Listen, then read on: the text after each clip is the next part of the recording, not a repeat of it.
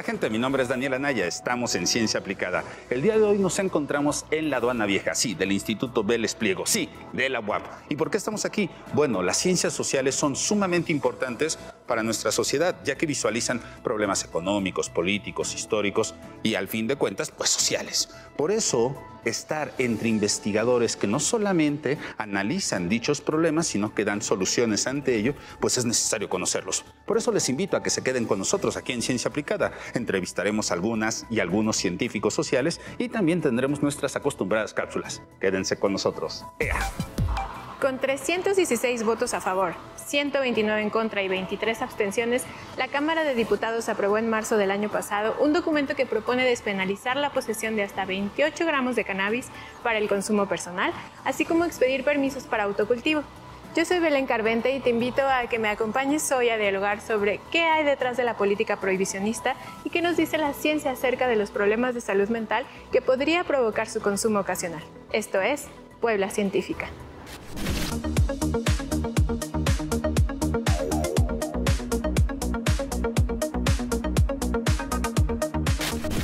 La cannabis sativa llegó a nuestro país con los europeos hace unos 500 años, con la finalidad de aprovechar sus fibras, que son conocidas comúnmente como cáñamo. El cultivo industrial no fue muy fructífero, pero los pueblos originarios, quienes ya tenían un vínculo ancestral con el uso de sustancias psicoactivas, se dieron cuenta de sus distintas propiedades y la integraron a sus prácticas religiosas, rituales y medicinales. En realidad, no hay certeza respecto al origen de la palabra marihuana, pero sabemos que comenzó a denominarse así en México al menos desde mediados del siglo XIX.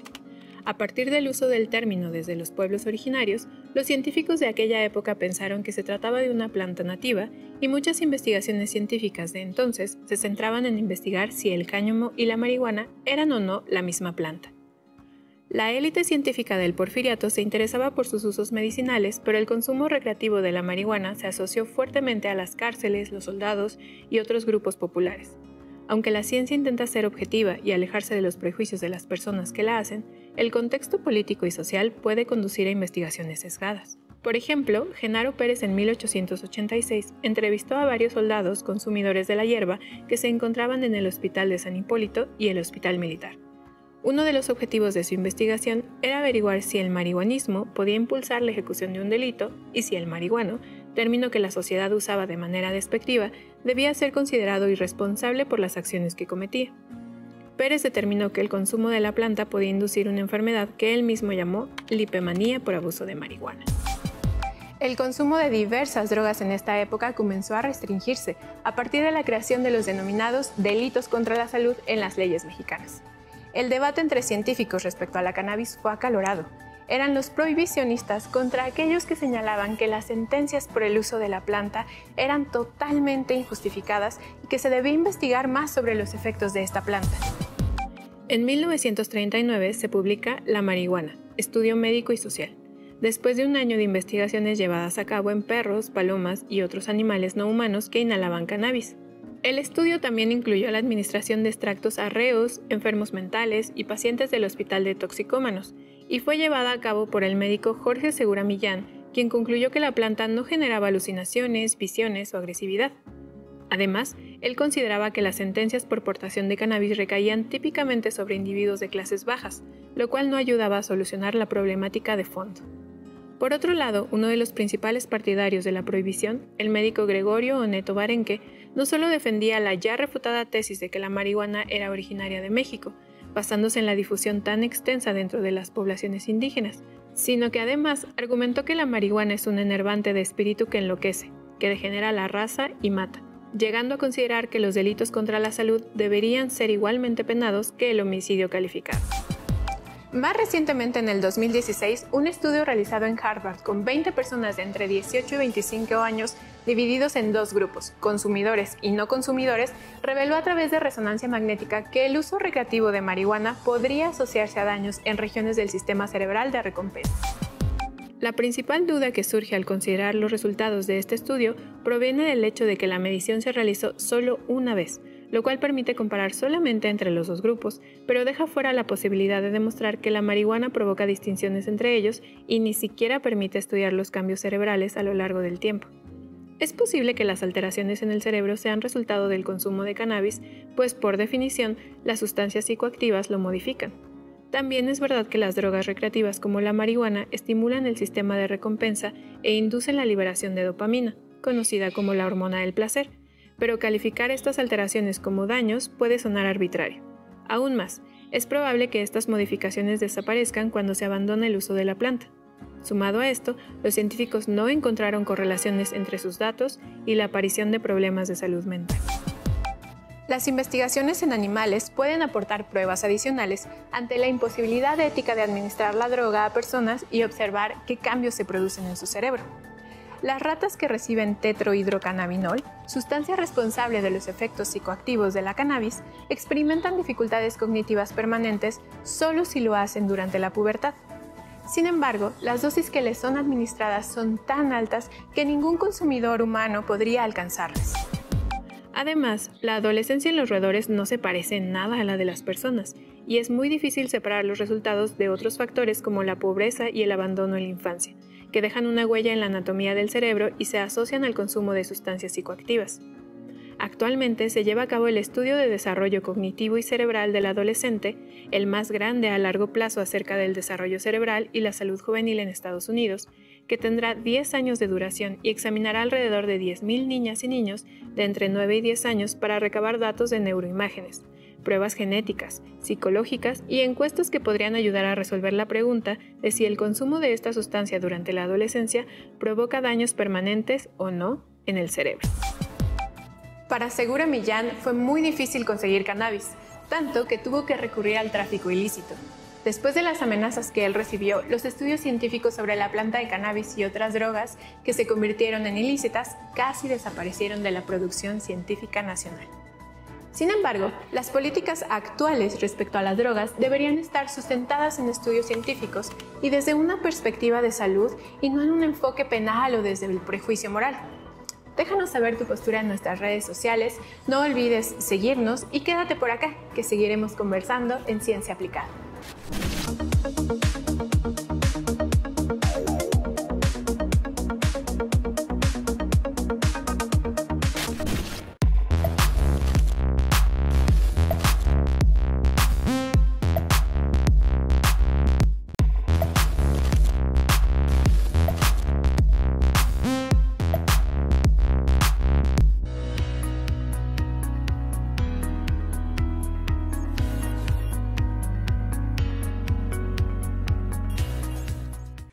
¿Qué onda, gente? Mi nombre es Daniel Anaya. Estoy en un lugar bien bonito que es la Casa del Libro. Les invito a venir. Aparte hay una librería educal bien linda. Y no solo eso, el día de hoy voy a tener unas entrevistas bien interesantes. Pero antes quiero resaltar que el Consejo de Ciencia y Tecnología del Estado de Puebla, CONCITEP para los cuates, pues apoya un montón de científicos, biólogos, matemáticos, físicos, químicos, historiadores, sociólogos. Y por ello, el día de hoy voy a entrevistar a Ana Marta, porque pues ella se fue a hacer una ponencia en no sé dónde, pero para eso la tengo, para que nos cuente un poquito de qué ponencia, de qué trata y todo eso. Hola Ana, ¿cómo te encuentras? Hola Daniel, pues muy contenta de estar contigo y con tu audiencia de Ciencia Aplicada para contarles sobre mi participación en el Simposio de Investigadores Emergentes organizado por el Zurbarán Center de la Universidad de Durham en el Reino Unido, en el cual pude participar gracias al apoyo del Consejo de Ciencia y Tecnología del Estado de Puebla. En esta edición, el tema del simposio versaba sobre cómo el arte logra trascender las fronteras. Entonces, en consonancia con este tema, decidí presentar una ponencia sobre Charles Hall, un arquitecto inglés, que es nada más y nada menos que el diseñador y constructor de nuestro Palacio Municipal. Debo decir que sí fue una experiencia realmente increíble el poder representar no solo al Estado de Puebla, sino a todo el país en este evento internacional y compartir con colegas del Reino Unido, de Alemania, de Brasil, de Puerto Rico, esta investigación que me encuentro realizando. Súper, parece bien interesante todo esto que me estás contando. Y oye, quiero, no sé, decir algo. ¿Cómo surge esta idea? O sea, ¿cómo se te ocurre meter esta ponencia, hacer todo el proceso? Y no solamente ello, sino también pues el tema de la ponencia. Bueno, pues el proceso para llegar a esta ponencia ha sido largo. Pues es una investigación que deriva de mi tesis doctoral, que versa sobre la arquitectura historicista y ecléctica en Puebla entre 1880 y 1911. En el marco de esta investigación, pues surgió, entre otros nombres, el nombre de Charles Hall, un arquitecto inglés, miembro del Real Instituto de Arquitectos Británicos, es decir, no cualquier arquitecto, que por alguna razón que aún desconocemos, dejó Inglaterra y vino a México a trabajar particularmente en la ciudad de Puebla. Me llamó mucho la atención el caso de este personaje porque yo tenía noticias, ¿no?, de la presencia de arquitectos franceses y arquitectos italianos trabajando en México durante este periodo, pero en realidad no tenía noción de la presencia de ingleses. Entonces, bueno, me metí a los archivos, ¿no?, al general municipal, sobre todo a los expedientes de memoria urbana, y pues pude encontrar mucha información sobre este personaje. Pude encontrar que de su puño y letra él firmaba Carlos, no Charles. Entonces, a través de estos pequeños detalles me pareció percibir en este personaje un amor por nuestro país, una identificación con nuestro país, y bueno, se me hizo un personaje sumamente pues interesante, ¿no? Entonces, bueno, con toda esta información recabada, pude reconstruir por lo menos una pequeña parte de la historia de este arquitecto británico que con su trabajo en Puebla trascendió fronteras y generó un vínculo con entre el Reino Unido y Puebla, ¿no? Entonces, bueno, pues cuando salió la convocatoria del simposio y con el tema, ¿no?, que se planteó, pues esta ponencia me pareció como muy ad hoc con el tema, y parece ser que nuestros colegas ingleses también lo pensaron así, porque, bueno, pues me aceptaron la ponencia y fue justamente el tema con el que participé en este simposio. Oye, está bien interesante esto que me estás diciendo y, pues bueno, a fuero personal sí me gustaría preguntarte algo, o más que preguntarte, pues hay un montón de chavos en licenciatura, maestrías y doctorados que luego como que les da miedo, ¿no? Esto de mandar ponencias, como de ir a pedir apoyos, ¿no? Por ejemplo, al Consejo de Ciencia y Tecnología del Estado de Puebla. ¿Qué le dirías a toda esa gente que, pues bueno, está pensando en mandar ponencias, en, no sé, estudiar alguna maestría en el extranjero, para que pues arriesgue, se lance así como el Borras y pues vaya a representar al país? Yo creo que son varios los factores por los que pasa esto, ¿no? La barrera del idioma es una. Digo, te cuento que con mi ponencia, pues obviamente fue en inglés, y aunque tengo buen nivel en el idioma, la realidad es que me puse sumamente nerviosa, ¿no?, al momento de presentarla. Digo, todo salió bien, pero sí es un tema, ¿no? Y otro factor podrían ser pues las cuestiones económicas, ya que viajar y residir en el extranjero pues es algo muy, muy caro. Pero sobre todo yo pensaría, o yo diría que el tema principal es la desinformación.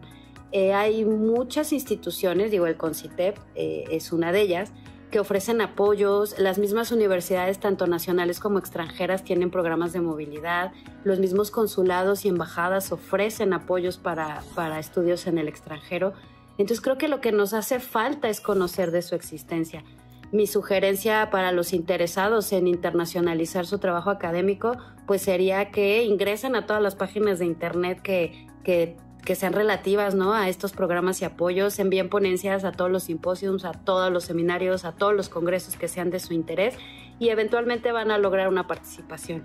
Ana, para ir cerrando, me encanta todo esto que me estás contando. Creo que, pues bueno, tienes conocimientos muy amplios. Y pues para cerrar, algo que te gustaría decirle a toda la gente que nos está viendo, pues nuestro público son chavitos, 15, 16, 17 años, y tú sabes que luego un montón de chavitas pues no tienen como estos íconos que les permite imaginarse, ¿no?, a ellas mismas como personas de ciencia. Entonces, pues a nuestro público, ¿qué es lo que le dirías?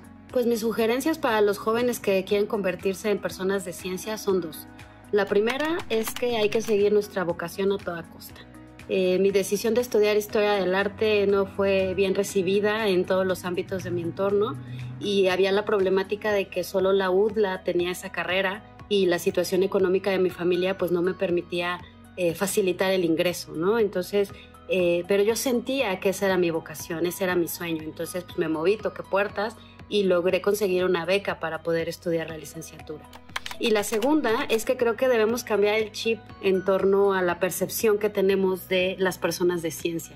Aún en la actualidad existe la noción de que los científicos pues trabajan o en laboratorios o en la NASA, ¿no? Sin embargo, cuando nuestro campo de estudio no encaja en esta noción que tenemos, pues nos desilusionamos un poco, ¿no? Nos echamos para atrás.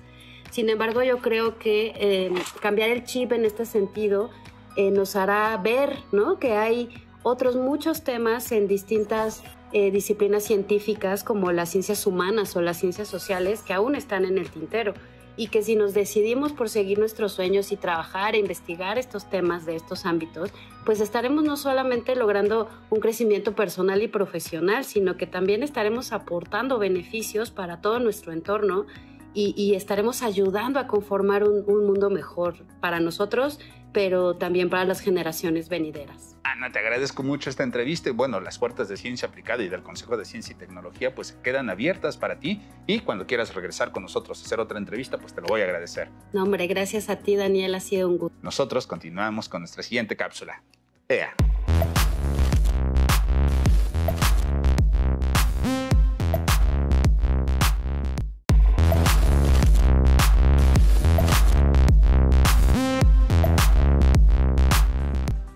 Estoy muy emocionada porque vamos a hablar de dos inmuebles que forman parte del patrimonio universitario, la Casa Amarilla y la Aduana Vieja. Así es, Angie, yo también estoy muy emocionada y estos forman parte del Instituto de Ciencias Sociales y Humanidades Alfonso Vélez Pliego de la UAP, que ha sido centro de formación de muchos investigadores sociales. ¿Empezamos? Yo soy Yatzer Roldán. Y yo, Ángela Bonilla, acompáñenos en Descubriendo Puebla.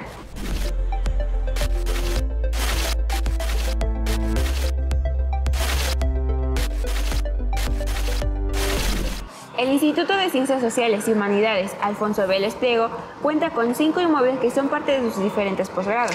Dichos inmuebles son conocidos como Casa Presno, la Aduana Vieja, la Casa del Libro Gilberto Bosque Saldívar, la Casa de las Culturas Contemporáneas o Casa del Arco y la Casa Amarilla. La Casa Amarilla está ubicada en la 2 Oriente 410, calle antiguamente conocida como la Aduana Vieja, y anteriormente se le dio el nombre de Calle del Hospital de San Pedro. Se dice que el nombre de la casa proviene del color en el que están pintadas la mayoría de los muros. La primera casa que hubo en esta ubicación perteneció al doctor Pedro de la Torre. Después fue propiedad de Apolonio Hernández e Ignacio Huerta. Este último le heredó la propiedad a su esposa, Paula Huerta de Sevilla, en 1901. El inmueble fue propiedad privada desde el siglo XX y fue adquirido por la Benemérita Universidad Autónoma de Puebla en 1995. Se puede suponer, por su estilo arquitectónico, que el inmueble que nosotros conocemos fue construido en la época porfiriana, debido a algunos remates neoclásicos como la balaustrada ubicada en el piso superior y los 2 patios. La ceremonia inaugural de la entrega de llaves de la Casa Amarilla al Instituto se llevó a cabo el 27 de febrero de 1996, pero los trabajos de restauración terminaron el 12 de mayo de 1997. Hasta hace algunos meses, esta casa albergó la unidad bibliohemerográfica y documental Ernesto de la Torre Villar, que hace algunos meses fue reubicada a la Casa del Libro Gilberto Bosque Saldívar en la 6 Oriente número 203. La Aduana Vieja, el segundo inmueble del que les hablaremos hoy, está ubicada en la 2 Oriente 409 frente a la Casa Amarilla. Es por este inmueble conocido antiguamente como Real Aduana de Azogues que la calle tomó el nombre de la Aduana Vieja. En el libro Las calles de Puebla, Hugo Lai cuenta que la reina Isabel había concedido a la ciudad el privilegio de no pagar alcabalas durante los 30 años después de la expedición de la cédula real, sucedida el 20 de marzo de 1532. Sin embargo, fue hasta 1574 que Puebla empezó a pagar el tributo sobre ventas o alcabala. Antes del establecimiento de la aduana, el ayuntamiento recogía las alcabalas que a cada vecino correspondía. Sin embargo, cuenta el doctor Carlos Montero Pantoja, en su libro La Real Aduana de Azogues, que dicho convenio resultó un tanto problemático, por lo que se decidió establecer una aduana en la que los habitantes pagarían sus respectivas cuotas. El domicilio de la aduana se modificó varias ocasiones. Hugo Light identificó 9 domicilios diferentes a lo largo del siglo XVII y XVIII. Al parecer, después de 1634, la aduana estaba ubicada en la 3 Oriente entre 2 y 4 Sur, calle conocida como de los Infantes o del Colegio de Infantes. De hecho, Beitia llama a esta calle como de la Aduana Vieja. En 1730, la aduana se trasladó a la actual 4 Norte entre Juan de Palafox y Mendoza y la 2 Oriente, a la que antiguamente se le denominó calle Bóvedas de la Compañía. En 1735 volvió a cambiar la ubicación. Al parecer estuvo cerca de la antigua casa de postas u hotel de diligencias, en la que actualmente se ubica la Preparatoria Popular General Emiliano Zapata de la UAP. Y 4 años después, en 1739, se registra la primera ocasión en la que la aduana es ubicada en el inmueble de la 2 Oriente 409. El doctor Montero Pantoja afirma que también desde esta época que la calle se le otorga el nombre de Calle de la Aduana Vieja. El mismo doctor Montero Pantoja cuenta que durante 1731 las casas ubicadas en la 2 Oriente entre 4 y 6 Norte fueron modificadas y recibieron el nombre de altos y bajos, debido a que se les colocaron entrepisos o entresuelos en las plantas bajas. Como a estos espacios se les colocan ventanas, dan la impresión de ser construcciones de 3 pisos. Para 1754, la aduana regresó a su sitio de origen, la calle de los Infantes, ahora 3 Oriente, y el edificio de la 2 Oriente se utilizó como cuartel para las milicias de españoles. Es posible que antes de 1762 la casa de la 2 Oriente 409 perteneciera a Manuel Toledo. Tiempo después fue heredada al presbítero Miguel Toledo y por este motivo se llamó Casa de los Toledo hasta 1819. Debido a los apellidos de sus propietarios, la calle se llamó Calle de Toledo durante 1783. A partir de 1832, Calle Toledo o Aduana Vieja. Y en 1833, Casa del Capitán Toledo. Todo parece indicar que no hubo un proyecto arquitectónico específico para albergar a la aduana. El doctor Montero Pantoja cuenta que los edificios que ya existían con uso y función de vivienda mantuvieron la misma composición arquitectónica y cuando sirvieron como aduana se ampliaron crujías para bodegas, se diseñaron medidas de seguridad para depositar el azogue, además en las mismas casas se habilitaron las oficinas para cobrar los derechos respectivos. Las modificaciones más importantes realizadas al edificio de la 2 Oriente 409 se llevaron a cabo en el siglo XVIII, por lo que se cubrieron características que se le habían dado en el siglo XVII. Además, durante la década de 1930 se hicieron adaptaciones para convertir su interior en departamentos destinados a clase media, como signo de modernidad. El carácter expresivo más antiguo se deja ver en las jambas, dinteles, arcos y columnas de la fachada. Por la fecha en la que fue construida, los especialistas buscaban el carácter barroco en elementos arquitectónicos y decorativos. Sin embargo, este edificio es bastante sobrio y solo posee algunos elementos de este estilo. Por ejemplo, en la fachada hay decoración con cenefas o franjas continuas barrocas, y aunque estuvieron cubiertas por mucho tiempo, hoy se pueden ver algunos vestigios de ellas. En el interior también se recubrieron cenefas del estilo barroco y se hizo una nueva pintura mural, propia del siglo XIX. Los restaurantes encontraron 3 tipos de cenefas. El primer tipo son las ubicadas en las partes superiores, pintadas casi a nivel de la cubierta, y siguen el perímetro de la habitación. El segundo tipo son inferiores, a manera de guardapolvos, con líneas sencillas en las esquinas y centro del tramo del muro. La línea se decora con ramos de flores y jarrones con flores. Y el tercer tipo son rectangulares, encuadran muros. En 1992, el gobierno del estado cedió el edificio a la Universidad Autónoma de Puebla con el fin de recuperarlo y preservarlo para las generaciones futuras. La ocupación e inauguración de la Aduana Vieja como unidad académica se llevó a cabo el 3 de octubre de 2007. Gracias por acompañarnos a conocer la historia de 2 edificios tan interesantes y que están bajo el resguardo de la UAP. Recuerden que recibimos sus comentarios, anécdotas a concitep.tv@gmail.com. Nos vemos la próxima semana para seguir Descubriendo Puebla.